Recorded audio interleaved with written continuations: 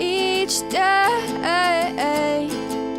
Where there's a will, there's a way.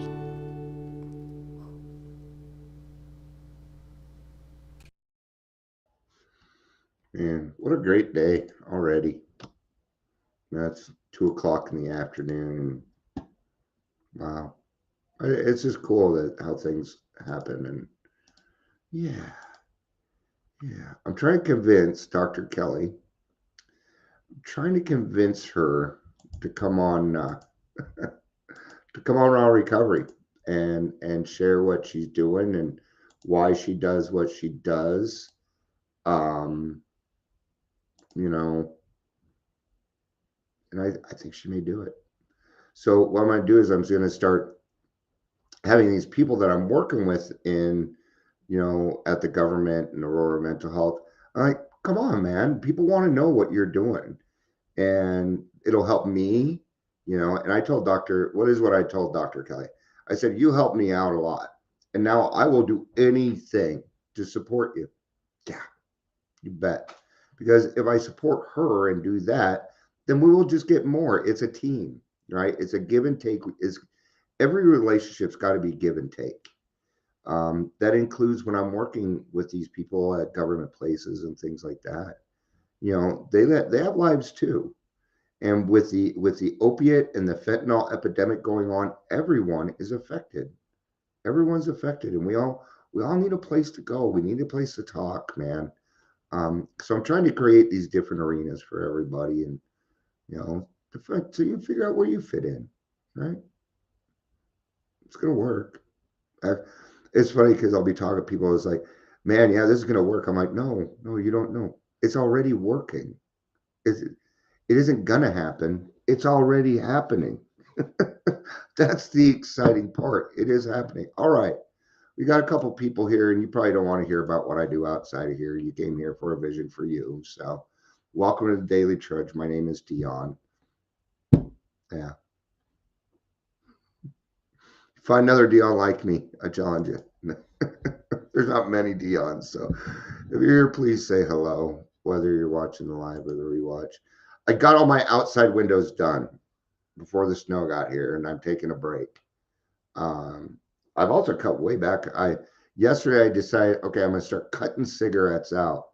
And I started that yesterday, and I'm like, okay, let's wait a few more minutes, and then I forget, right? And so yeah, I haven't smoked half of what I usually smoke. Blah blah blah blah blah blah blah blah blah blah blah. Let's get started. This is no longer my Billy Joel shirt. I'm a lot like Mr. Rogers. I change clothes a lot during the day. I'm always cleaning, and I ain't gonna fuck up my Billy Joel shirt. So no. No. I'm hoping to go to Coldplay. I want to go to Coldplay. I love Coldplay, and the lead singer, I forget his name. Doesn't matter to me. Who fucking cares? You'll probably tell me who it is, right? He's in recovery, right? 12 minus 6 and still 6. It is. Yep. Hi, Leisure. It's good to see you. It's good to see you. Let me fix my video here. It probably doesn't look any different to you, but it's all blurry on my side. That's the only problem you'll have with that camera, Leisure. So, all right. So we're gonna do a vision for you out of the big book. The only time we really tend to read a vision for you is the end, is 164. There is so much stuff in a vision for you.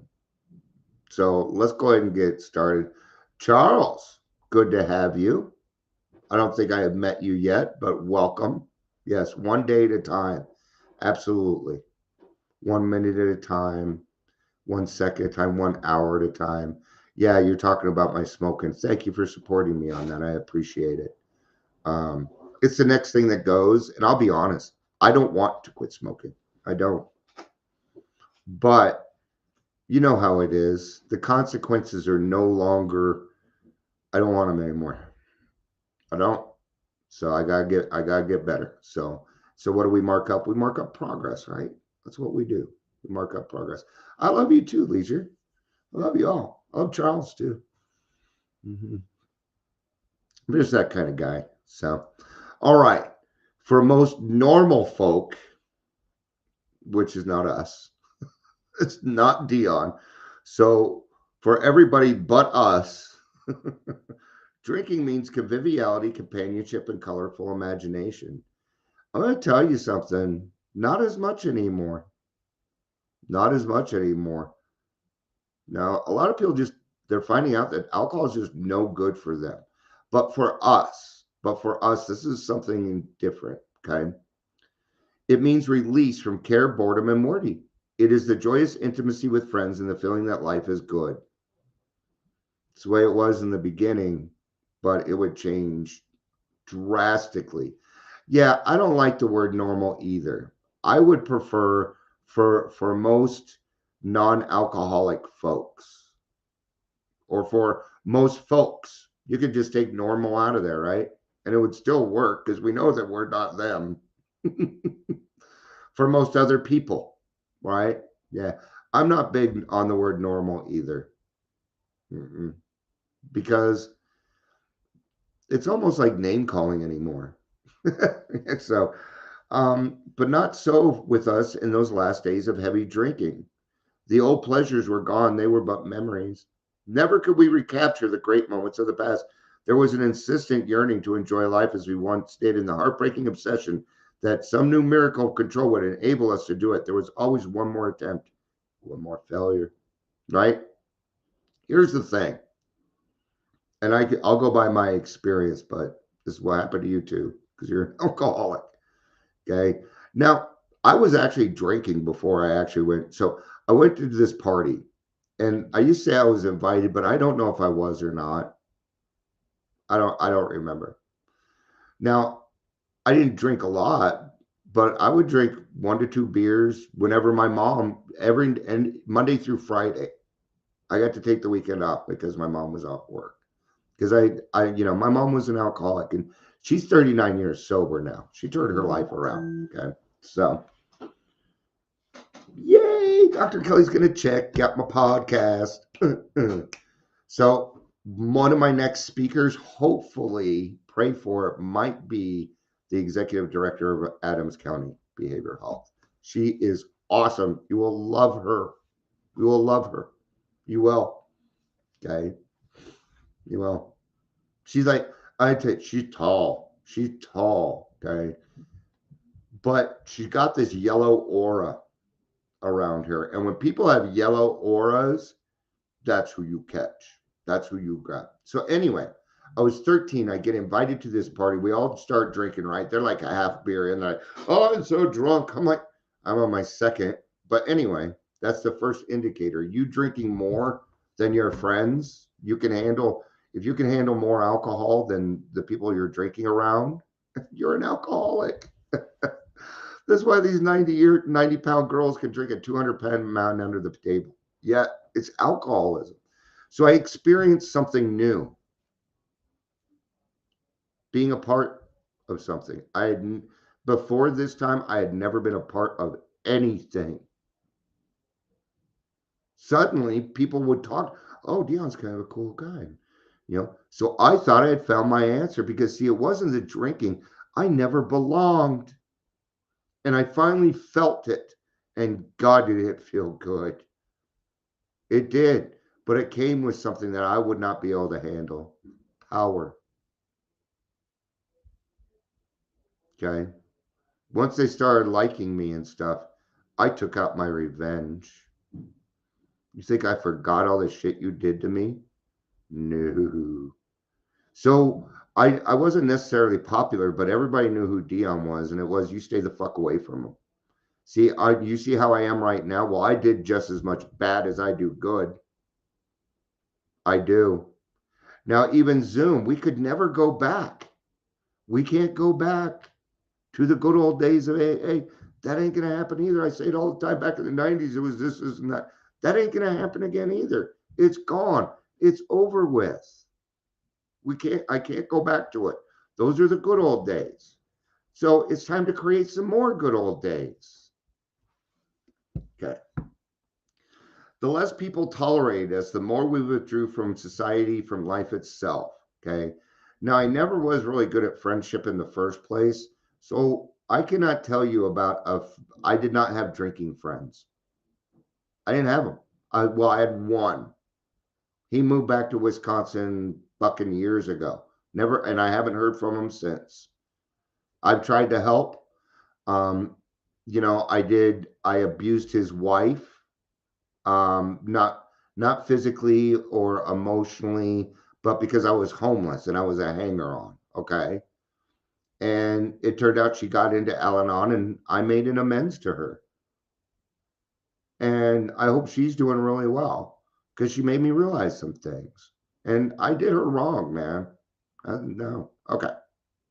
As we became subjects of King Alcohol, shivering denizens of his mad rel, the chilling vapor that is loneliness settled in. It thickened, ever becoming blacker. Some of us sought out sordid places, hoping to find companionship and approval. Okay.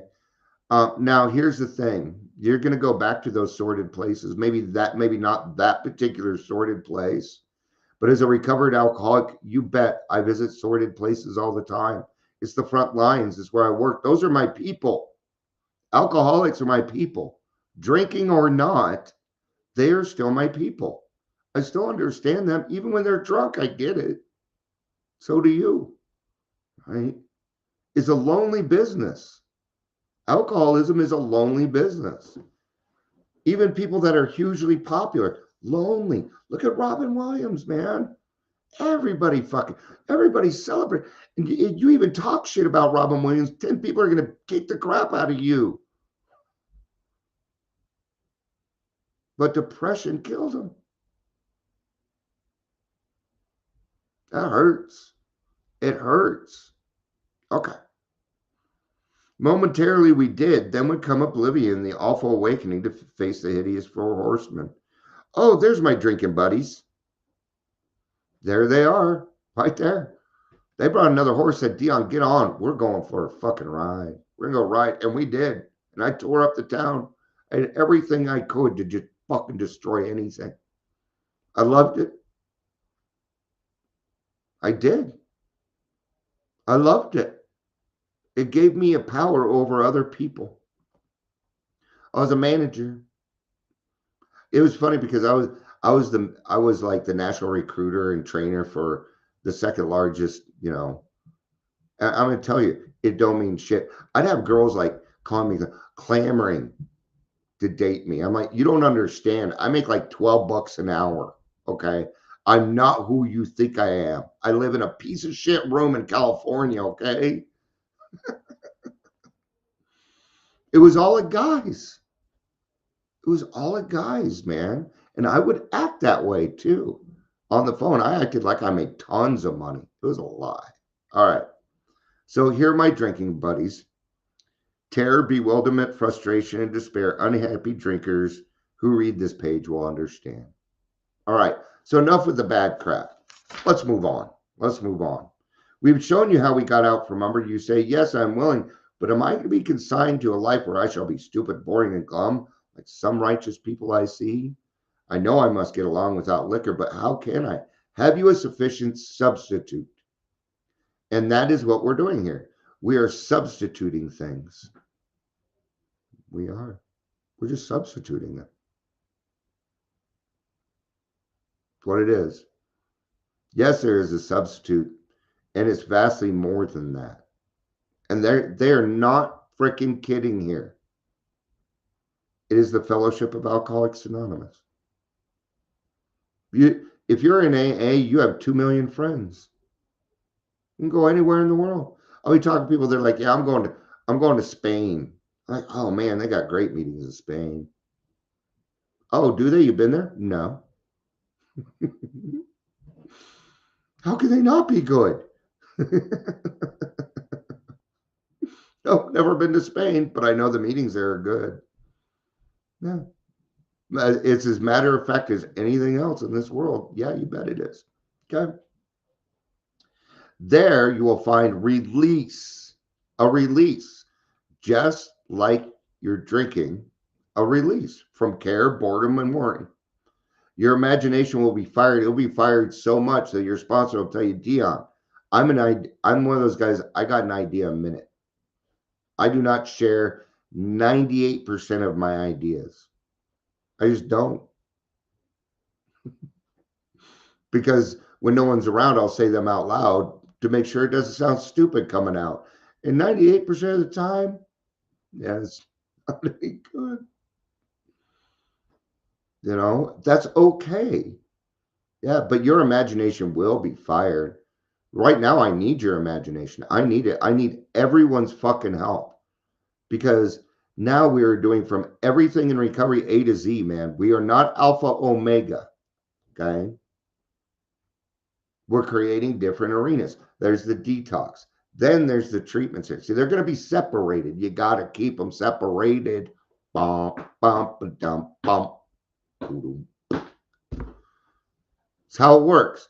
Most of the other states, you go to detox, and as soon as you're done with detox, you go to treatment, and they're two separate places. Because what happens in detox and what happens in treatment is entirely different.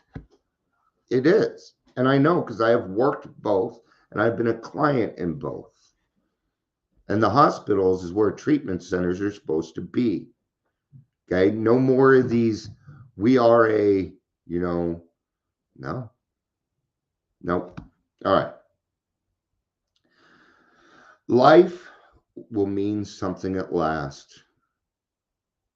If you don't, when you are purposeless is the worst. Okay, let me finish the rest of this. Life will mean something. The most satisfactory years of your existence lie ahead. Thus we find the fellowship, and so will you. And even right now, the most satisfactory years of my existence lie ahead. I didn't think it was going to get this fucking good. I didn't think it was. And I'm not even close to done. I'm amazed. And I have a great imagination. But for me, it is beyond this meat bag. I don't know. And that's okay too, right? But I was talking a little bit about having purpose in life. Okay. For us, what is that? That's service work. Purpose for us is service work. Leisure has a purpose. He has a podcast. It isn't about recovery. He covers topics that affect other people's lives, like using cash and educating us on that, right? That's his purpose. But he utilizes his AA techniques in the podcast to get his point across. See? It's all here. There it is. He has purpose.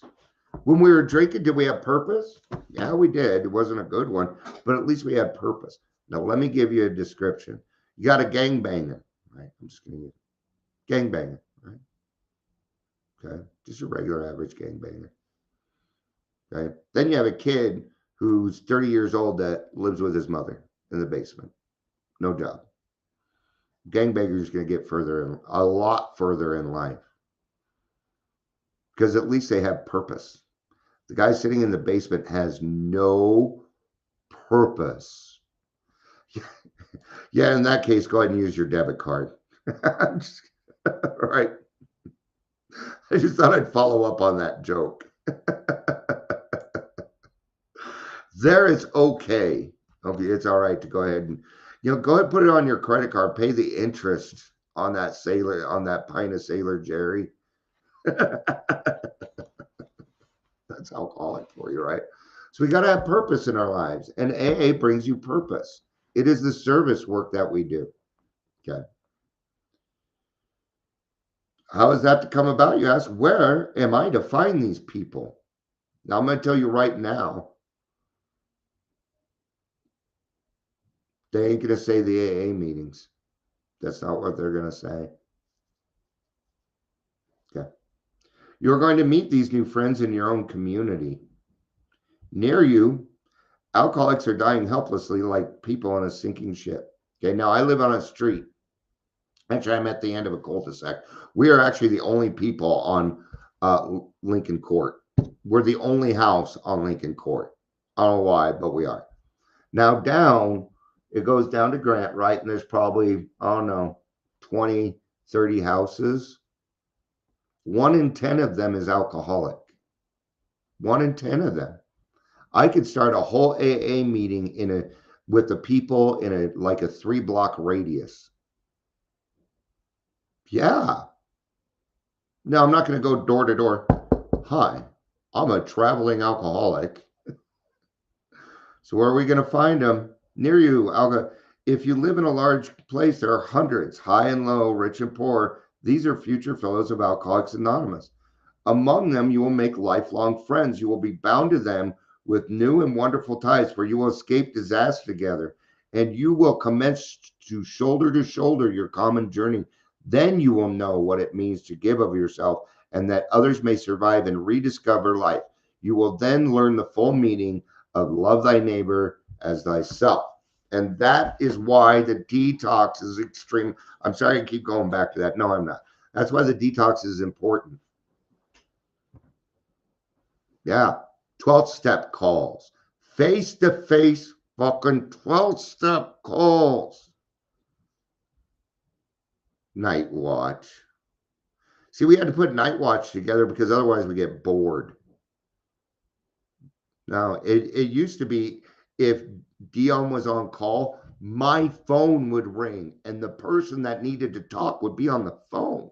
It would be my home phone. It wouldn't come here. All right.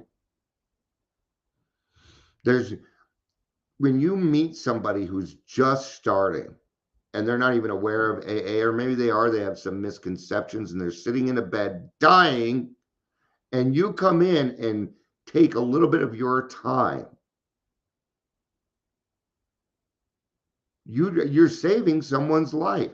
And the gratitude that will come to you is phenomenal. But until that happens, you will not get what they're talking about here. We will get close, okay? Now, that's not kind of on us. That's why I'm doing what I'm doing. Because if we have that there, AA will flourish. And I know that because it tells me so, right? Okay. It may seem incredible that these men are to become happy, respected, and useful once more. How can they rise out of such misery, bad repute, and hopelessness? The practical answer is that since these things have happened among us, they can happen with you. Should you wish them above all else and be willing to make use of our experience, we are sure they will come. The age of miracles is with us. Our own recovery proves that. I love this shit, man. I love it. It inspires me. It inspires me to know that just because I decided to run my mouth a little bit, that I decided to get well, face my fucking snakes, and start talking about it, that it helps people. Every time I turn around, I'm getting, thank you, Dion, thank you. You're all welcome, and thank you. This is a wee thing. Okay? I don't know how I got picked to be the spokesperson. Nobody really picked me. I just took the job, man. And nobody has come along and said, no, I don't want you doing that. Well, they have, but they're the people that I'm taking their money. I'm the Robin Hood of recovery. I am. Somebody's got to do this. Right? But a lot of people can't. See, you got to be in a particular space. Okay?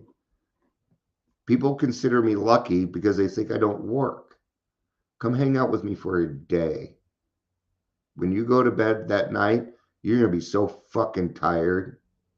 This is my 3rd live, and I've run a meeting, and I've talked to a sponsee, and I've set up a podcast. This is just today. So far. I'm not going to do much recovery stuff after this, so.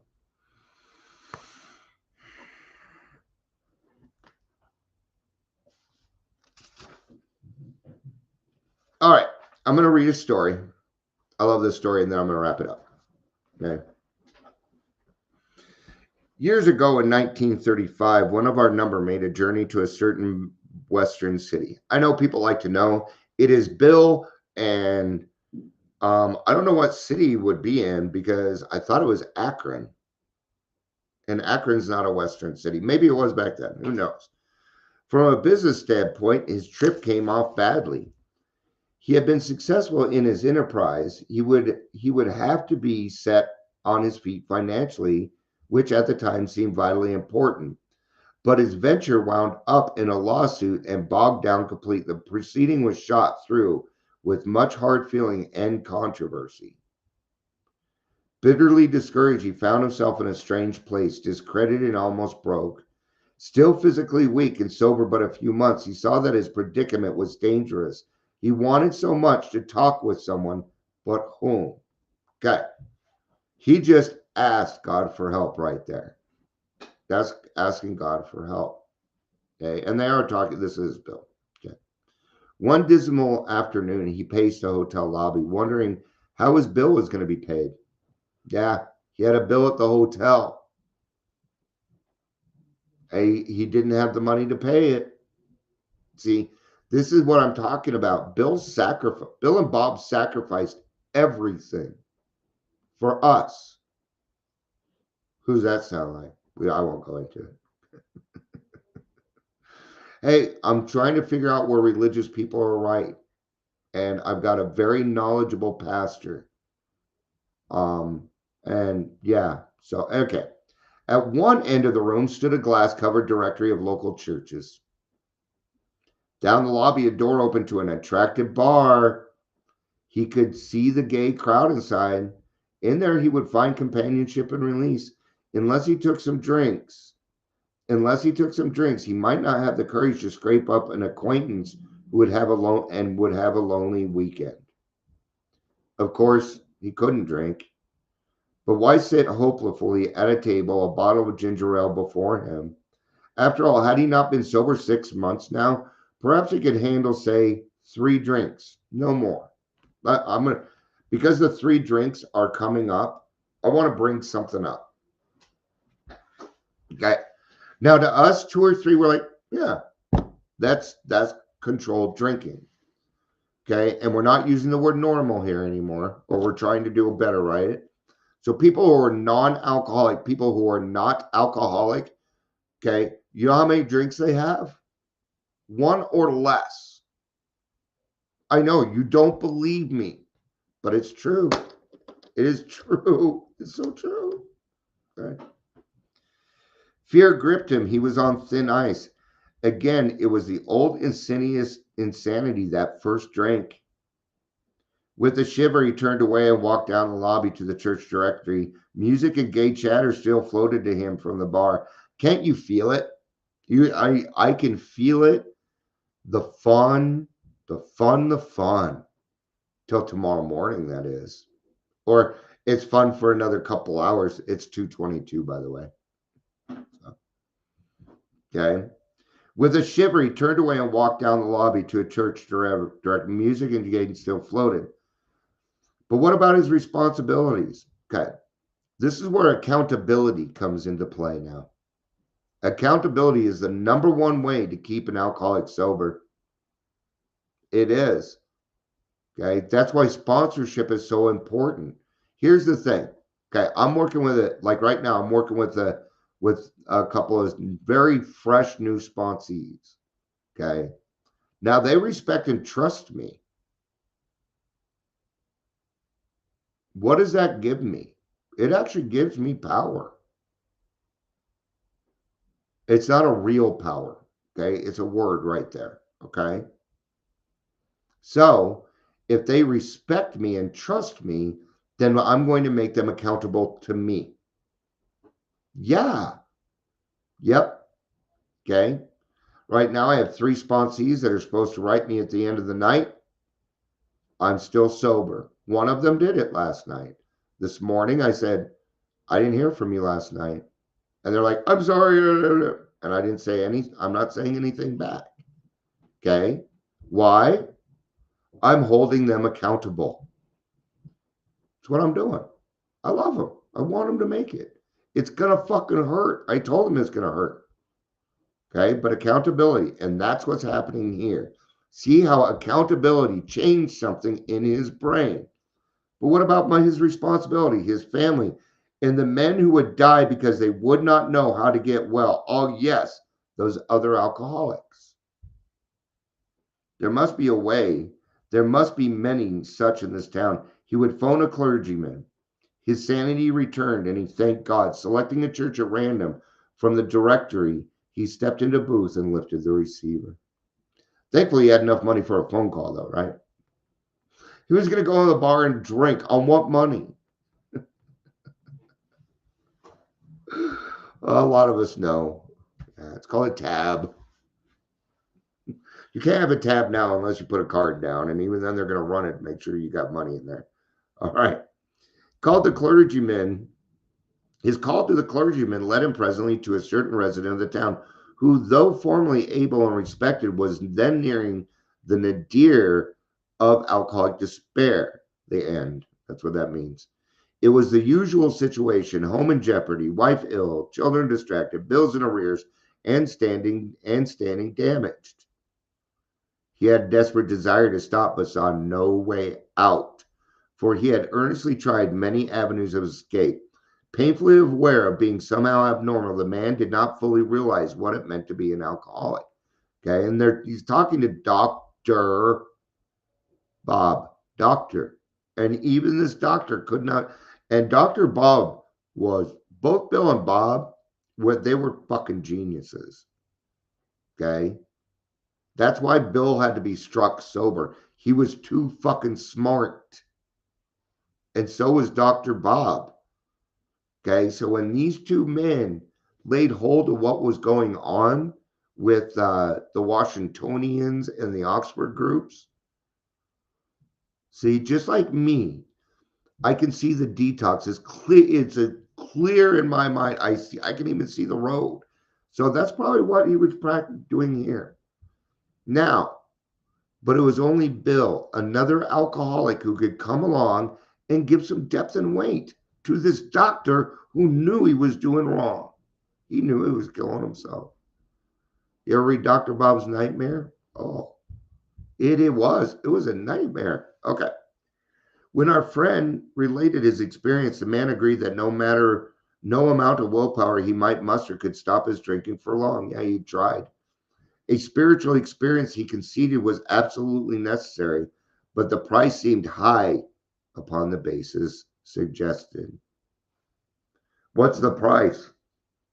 You're going to pay two prices. See, in the beginning of sobriety, you're going through death. You are experiencing death. I'm trying to remember the word, that grieving. That's what it is. You're grieving. Okay. Number one, you just lost your best friend. You just lost your ride or die BFF, man. And then those horsemen, they took their horse back too, motherfuckers. I needed that horse so I could get to my AA meetings. Right? So in the beginning, man, whew, what's the other thing? What's the other price? What is the other price that is paid? The death of your old self. That's the hard part. That was the hardest part. Goodbye, Dion. I love you, but I can't hang out with you anymore, dude. I'm getting ready to cry. All right. He told how he lived in constant worry about those who might find out about his alcoholism. And that's even the harder part, right? And it was worse back then than it is now.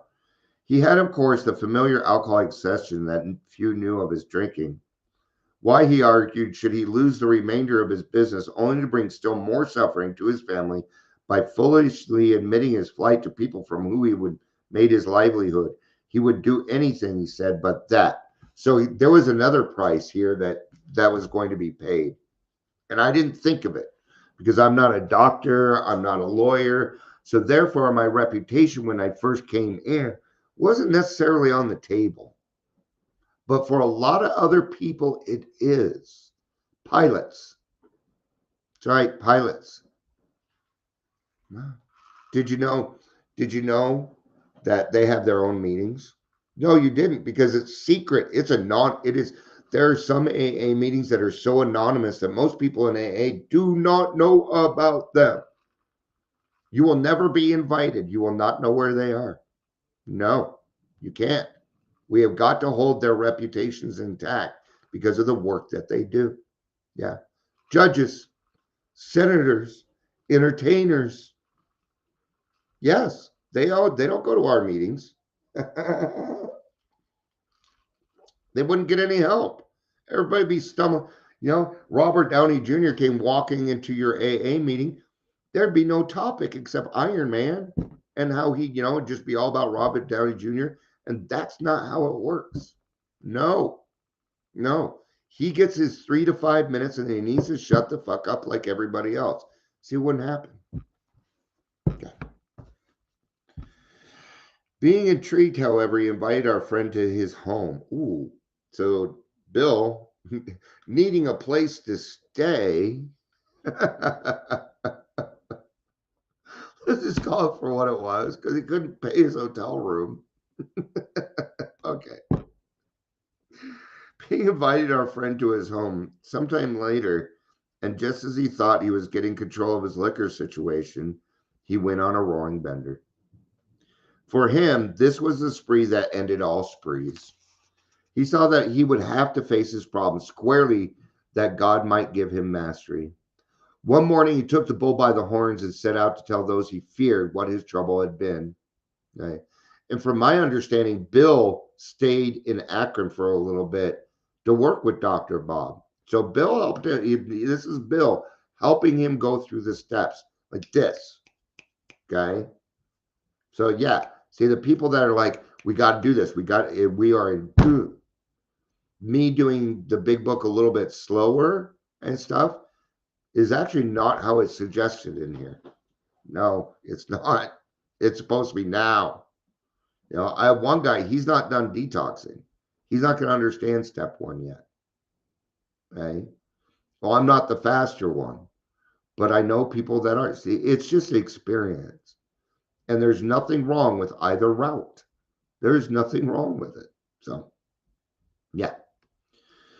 All right. He found himself surprisingly well received and learned that many knew of his drinking. The biggest denial we alcoholics have is we think other people don't know. Okay. You reek of alcohol. You're sweating. You're sitting there sweating. And you stink of alcohol. Okay. Oh, vodka doesn't have any smell. Oh, yeah, it does. I can smell vodka. Okay. It smells like a rotten potato because that's what it is. But alcohol coming out of our pores, yeah. You think people don't know? They just don't want to say anything. You want to know why? Because they can't help you. They don't know how to help you. They don't know what to do. They feel their own inadequacy when it comes to you and your alcoholism. All right. Stepping into his car, he made the rounds of people he had hurt. He trembled as he went about, for this might mean ruin, particularly to a person in his line of business. At midnight, he came home exhausted, but very happy. He has not had a drink since, and he died sober. So, as we shall see, he now means a great deal to his community, and the major liabilities of 30 years of hard drinking has been repaired for. Okay. So Dr. Bob would go on to give his services away for free. Yeah. And you know what God did? He gave him a house. God will always take, if you do nothing but help God's children, the gifts are better than anything you buy in. I can tell you that.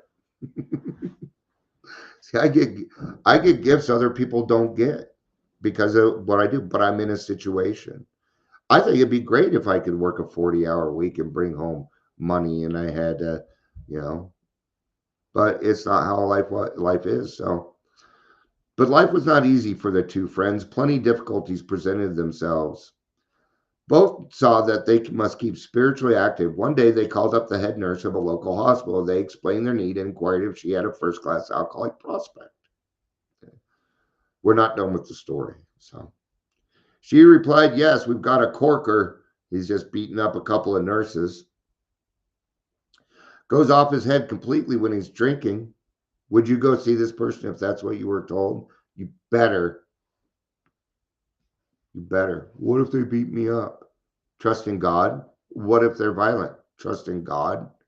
Trust in God. Trust in God. You made the call. You asked. You go.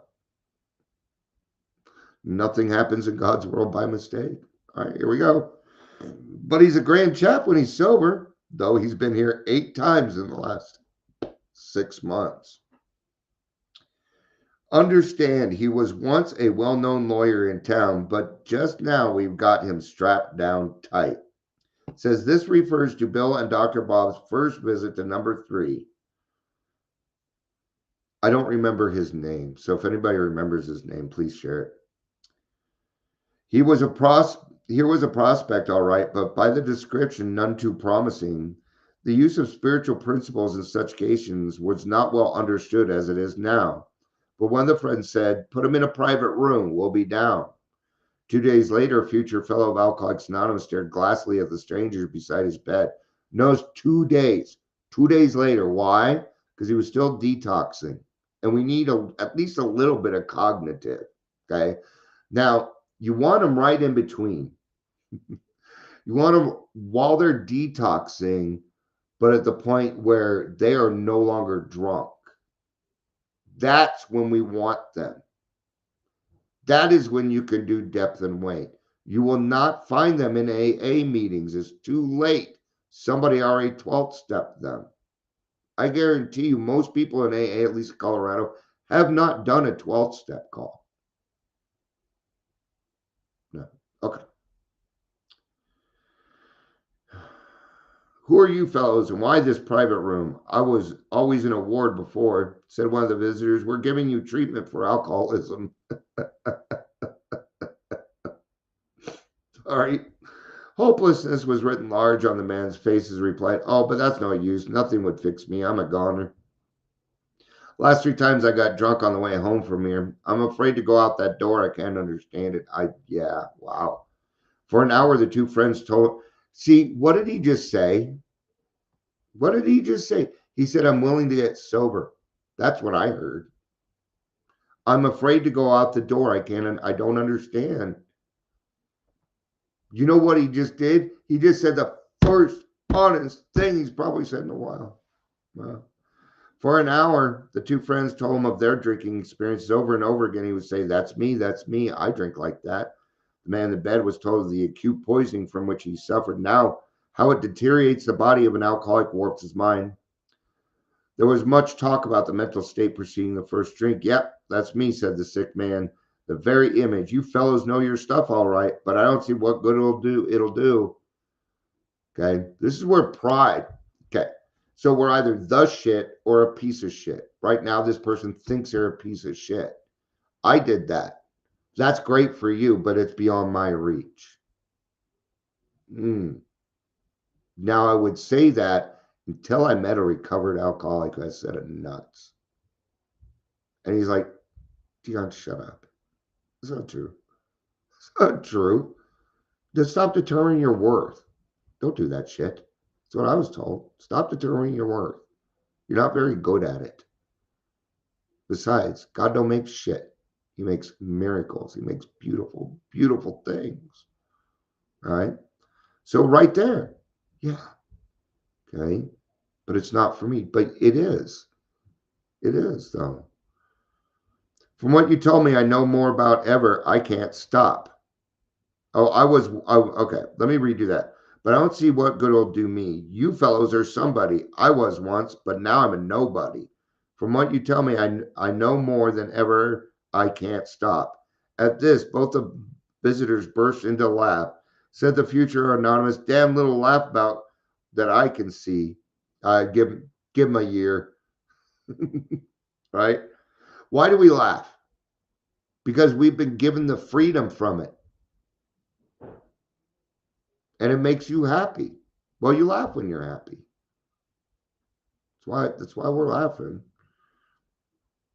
The 2 friends spoke of their spiritual experience and told him about the course of action they carried out. He interrupted, I used to be strong for church. Now they brought hope. Well, I used to be, now you got him. This is what I call fish on the hook. But that won't fix it. I prayed to God on hangover mornings and sworn I'd never touch another drop. By 9 o'clock, I'd be boiled and as an owl. Next day, found the prospect more receptive. See, you think you go once? No, no. Okay, this is what I would like to see. Okay, and I think it's Leisure that's still here, so I'm going to use him. Yep. Okay. Hey, Scott, you're on the list for 12 step calls. Can you come down? Yeah, awesome, fantastic. Scott's going to go down. He's going to talk to this person. Okay, and then we're going to come back the next day because we want them to think about it a little bit. And then what's going to happen is when they leave, if they're not going to treatment, like go upstairs, go treatment, then you pick them up. You take them to their first fucking AA meeting. We call it Bridge the Gap, but it ain't working. It ain't working. Okay? Trust me.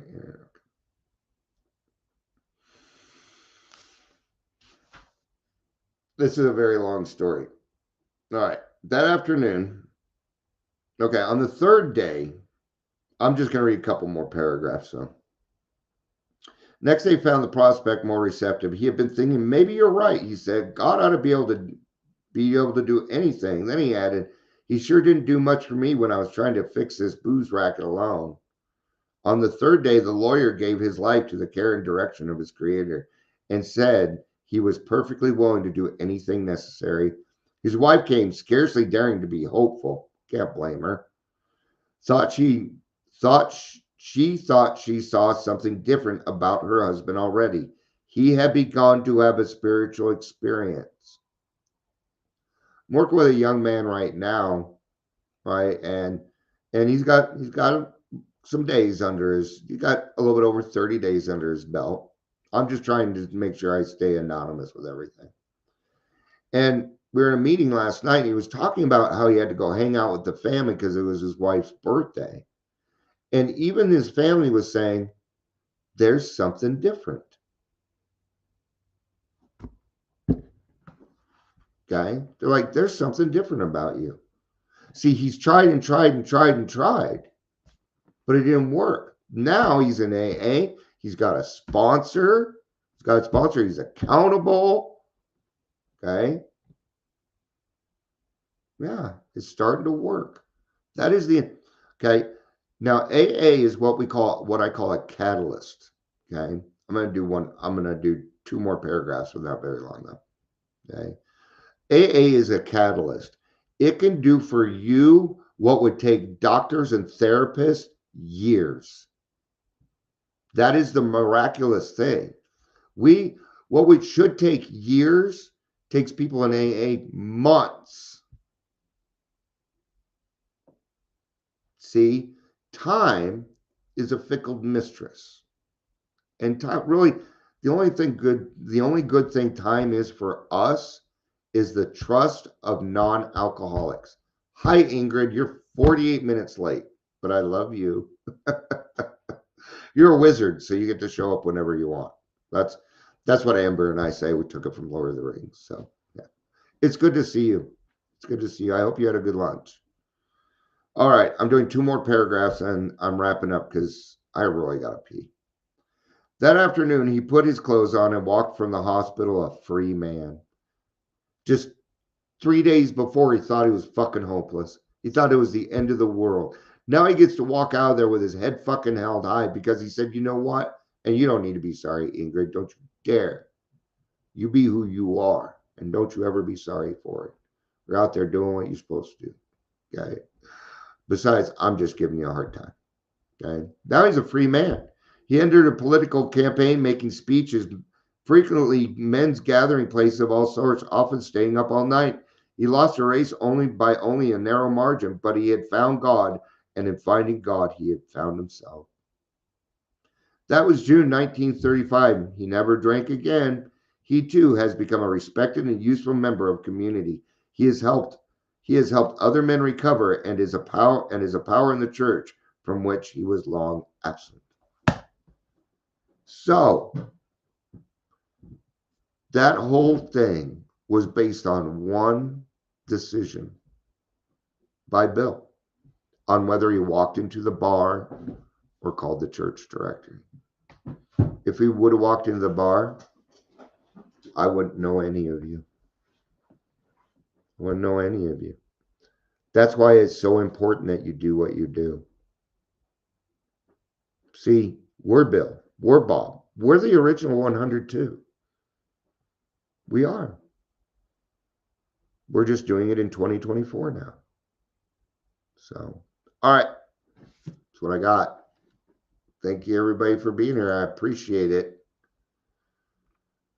Oh, wait a minute. Okay, so Dr. Kelly wrote back. She's the executive director.